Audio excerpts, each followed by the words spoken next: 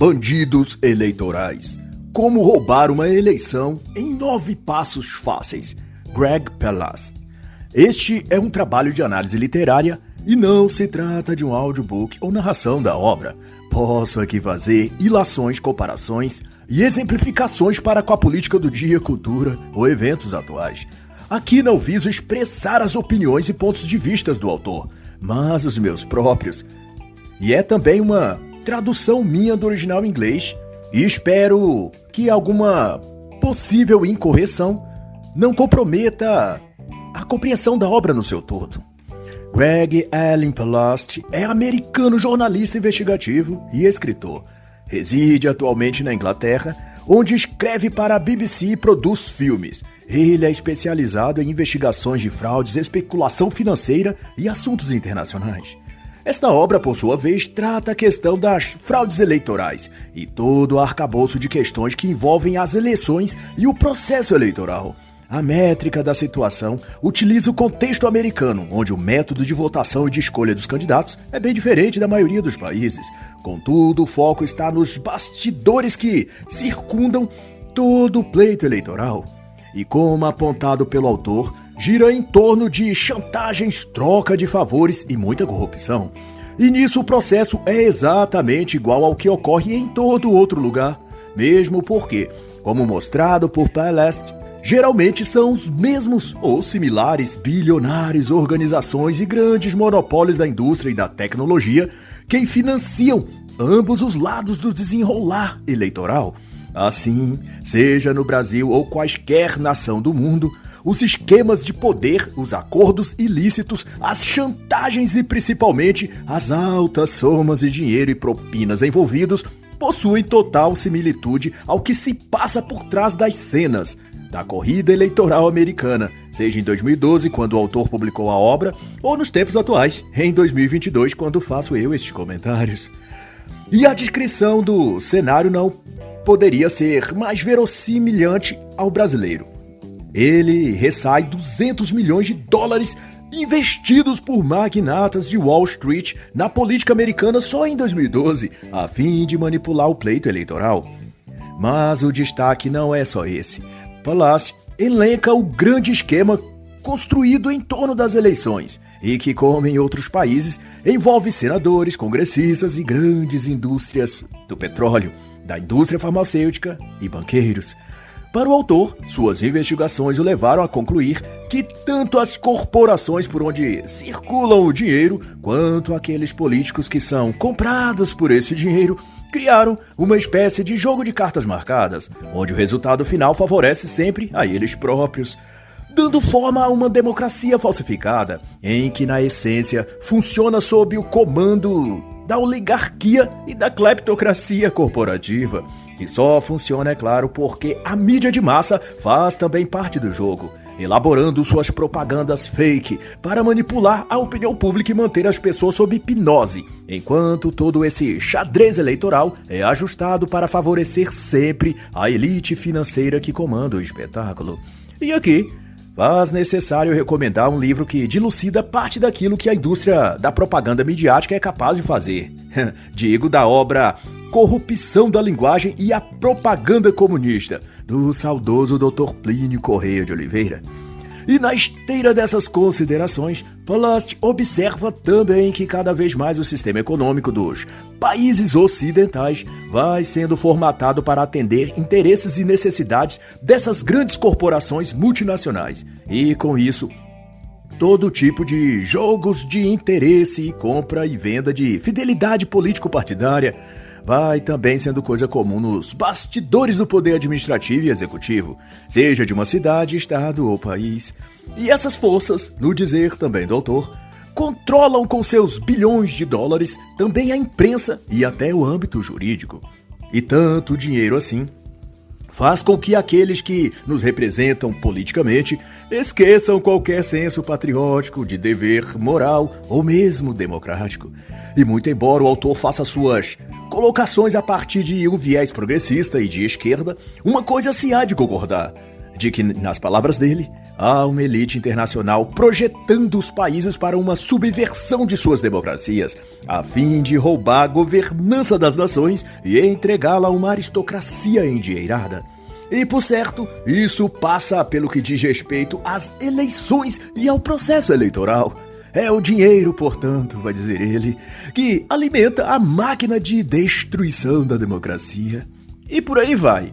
Em todo esse processo, usando o exemplo dos Estados Unidos, mas certamente isso se estende por muitos outros países, os dados oficiais registrados e disponíveis para consulta pública nos registros da Comissão de Assistência Eleitoral dos Estados Unidos dão conta de que somente nas eleições de 2008, 767.023 votos provisórios foram lançados e não contados. 1.451.116 cédulas foram estragadas e não contadas, portanto, e 488.136 cédulas ausentes foram enviadas, mas não contadas. E a conclusão é óbvia: você pode votar em quem quiser, mas se o seu voto não chegar a ser computado para o candidato que você escolheu, seu voto na realidade não fez diferença alguma. Assim, tão ou mais importante que o voto é o modo e forma de apuração desses votos, o método como são contados, registrados e auditados posteriormente precisam ser seguros e transparentes, ou senão, pode esconder esquemas sórdidos de manipulação e fraudes. Mas os supostos erros no percurso eleitoral americano, servindo de espelho para o resto do mundo, são indicativos de que algo nisso tudo não está correto, o que dá margem para muita desconfiança, só para dizer o mínimo.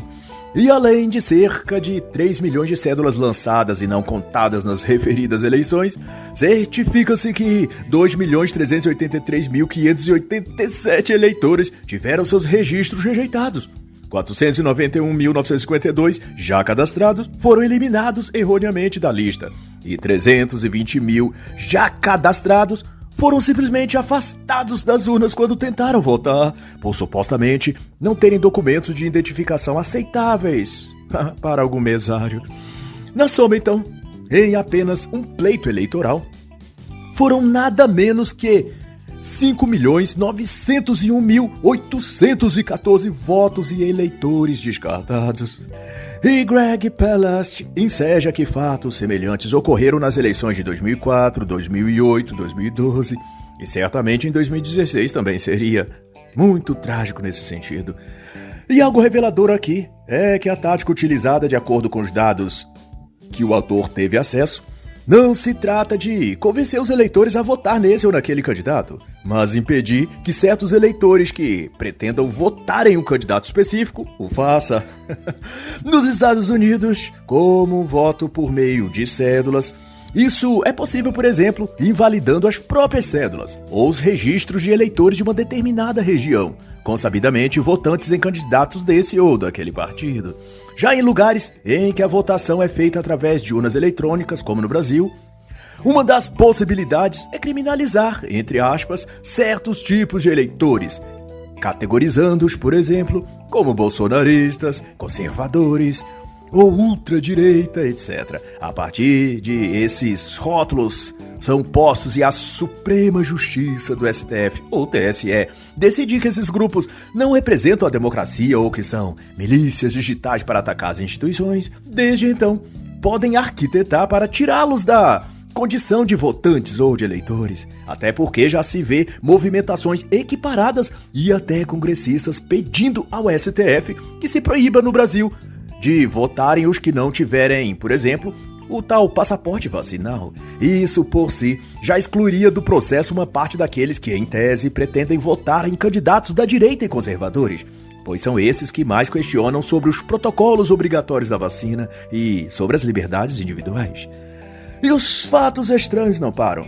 Embora, como no Brasil, todos os responsáveis legais responderão sempre que as urnas, ou as cédulas, ou quaisquer dos processos eleitorais são absolutamente seguros e confiáveis.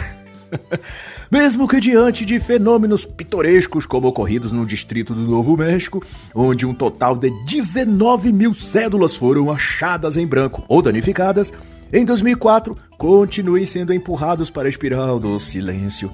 Ocorre que o próprio sistema age para censurar e coibir qualquer tipo de análise que coloque algum questionamento a respeito do processo de votação, contagem dos votos, auditagem ou quaisquer coisas ligadas a isso. No Brasil, se alguém pede mais transparência ou faz alguma crítica ao sistema eleitoral, à sagrada urna eletrônica, essa pessoa é bloqueada nas redes sociais, sua conta ou perfil eliminados, ou ela entra na lista de suspeito dos ministros Barroso, Alexandre de Moraes ou Toffoli e é cotada como sério candidato a integrante da tal milícia digital bolsonarista. E caso insista em duvidar do sacrossanto processo eleitoral, só restará ao magnificente senhor ministro Alexandre de Moraes incluir esse então cidadão num dos seus super inquéritos, ou das fake news, ou dos vazamentos dos dados sigilosos, etc. E como no Novo México, no Colorado, em 2008, 1 em cada 5 eleitores foram eliminados dos cadernos eleitorais do estado. O secretário de Estado da época não quis dar muitas satisfações sobre o ocorrido. No geral, prevaleceu a máxima que já virou o aforismo, também aqui no Brasil, em que se diz apenas confie nas urnas, ou no processo eleitoral, confie, confie, confie. É como uma religião, basta exercer a fé e tudo dará certo. Para os responsáveis por fiscalizar, apurar e assegurar a lisura do processo, não é necessário que demonstrem publicamente a segurança dos procedimentos e dos equipamentos pelos quais se dá as eleições e a votação. Tudo que basta é eles dizerem que é seguro e nós, o gado eleitoral, aplicarmos nossa fé e crer que é de fato assim. Ai, ai. E para ganhar uma eleição, vai então dizer o autor, não basta ganhar votos, é preciso também tirar votos do seu oponente. E isso evidentemente custa dinheiro, muito dinheiro. E é aí que entra as megacorporações. Elas entram com a grana, e os marqueteiros, a imprensa e os próprios políticos se ocupam do resto. E o que esses bilionários querem? Pergunta o autor em tom retórico. Eles querem o poder máximo, representados pelo Congresso e pela Casa Branca. Só em 2010, dados preliminares apontaram 25,8 milhões de dólares gastos em campanhas publicitárias e anúncios políticos só de um dos partidos, sem contar o outro lado. Em 2012, apenas um bilionário, muito altruísta, claro, preocupado com a democracia e o futuro de bem-estar do povo americano, doou só ele $1 milhão para a campanha de um partido. Uma associação, juntando 6 outros bilionários, doou uma soma ainda maior. E um outro bilionário, mantido em segredo o seu nome, doou também $1 milhão. E se você não acha isso exorbitante, o que dizer de uma festinha de bilionários para arrecadar fundos para a campanha de um partido nos Estados Unidos, que então chegou à soma de $70 milhões arrecadados. Ai, ai. E no cerne disso está a indústria de petróleo. Hoje, muito mais talvez as indústrias farmacêuticas e as Big Techs.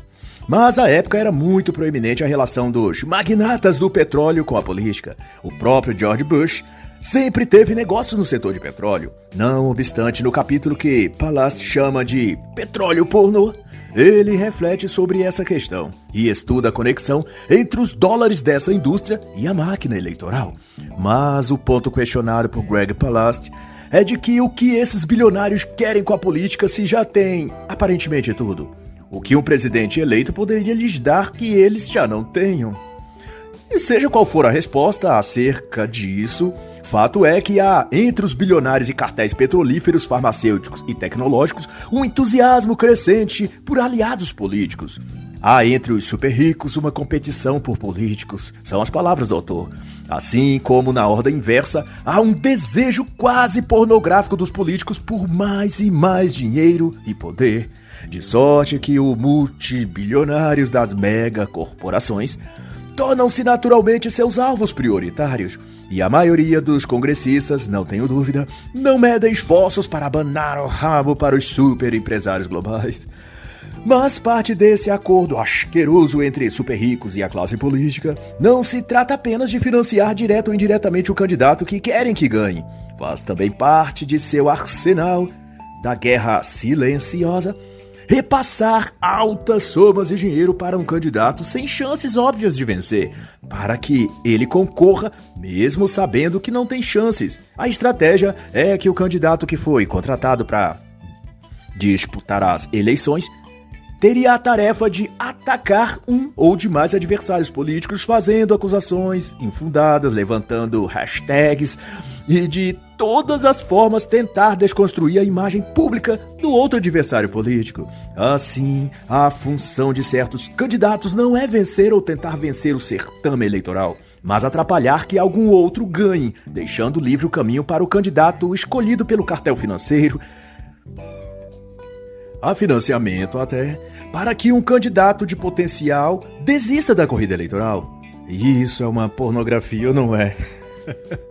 Da época em que Palast escreveu, em 2012, tudo indicava que os donos de petrolíferas e os barões do petróleo nos Estados Unidos eram os que davam as cartas também no mundo da política. Houve casos comprovados por documentos oficiais que ele expõe exclusivamente no livro, que uma companhia de extração e distribuição de petróleo chegou a extrair e transportar por oleoduto petróleo de terras pertencentes ao governo e a áreas indígenas sob proteção de lei.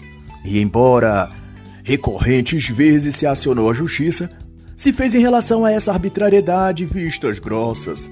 De alguma forma, não totalmente esclarecida, governo e agentes fiscais fecharam os olhos e até trabalharam para dificultar que qualquer tentativa de aprofundar as investigações fosse feita.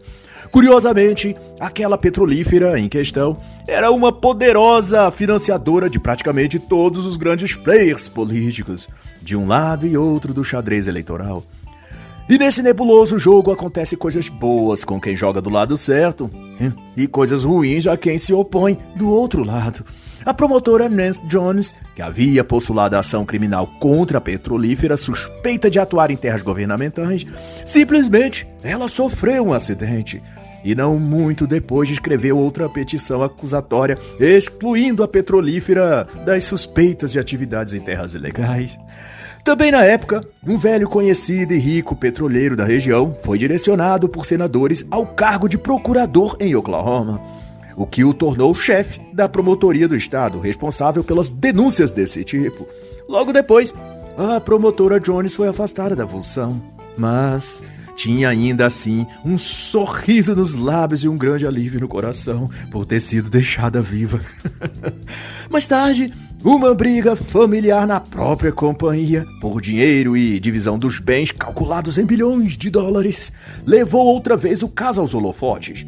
Nas ações movidas de um sócio contra outro, veio à tona muita podridão.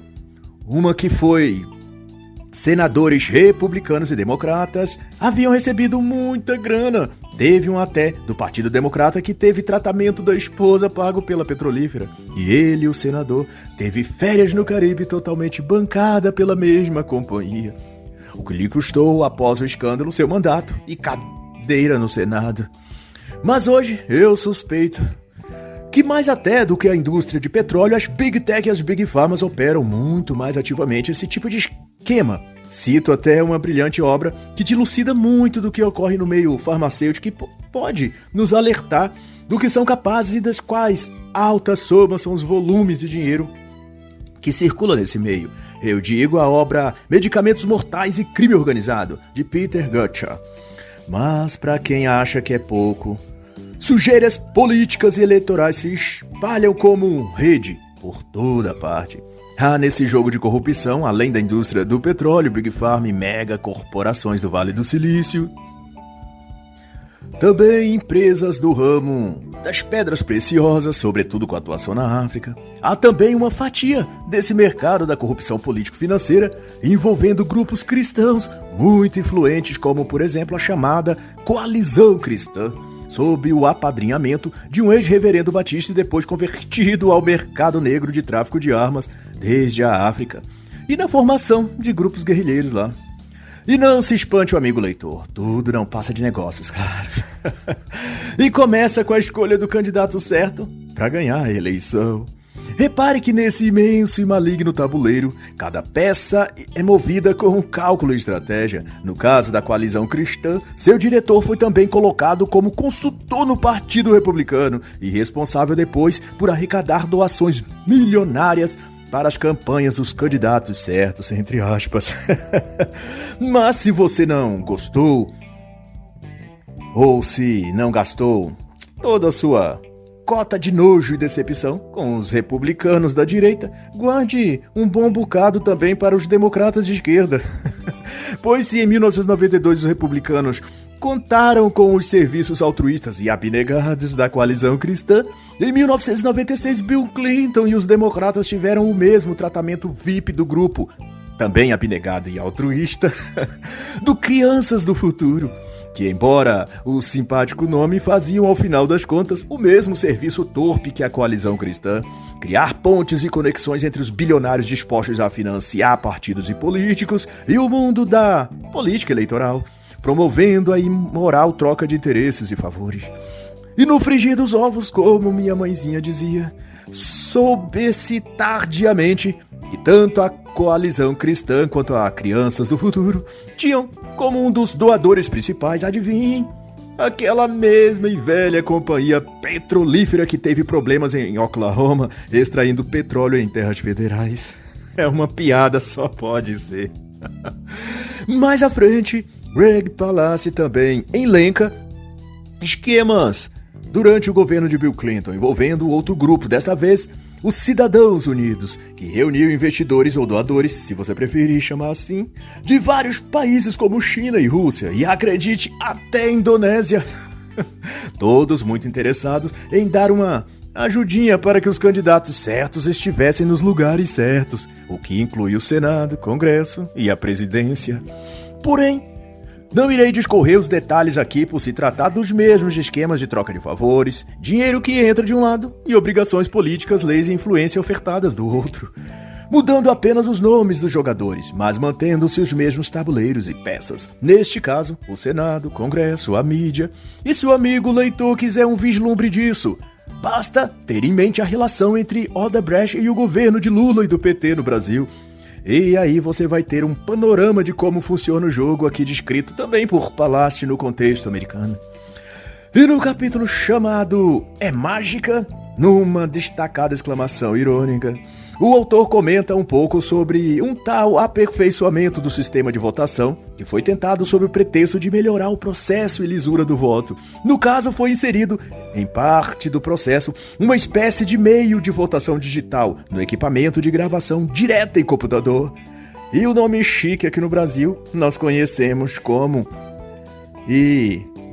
a e velha conhecida urna eletrônica.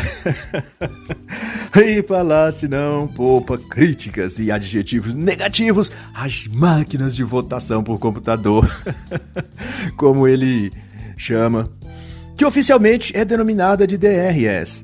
E ele ainda diz que essas máquinas só não podem ser comparadas a caça-níqueis das casas de jogos de Las Vegas, porque os caça-níqueis são mais honestos que as máquinas de votação.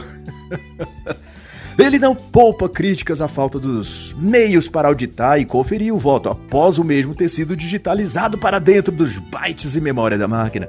Alguém aí se lembrou das críticas feitas também no Brasil em relação às urnas eletrônicas?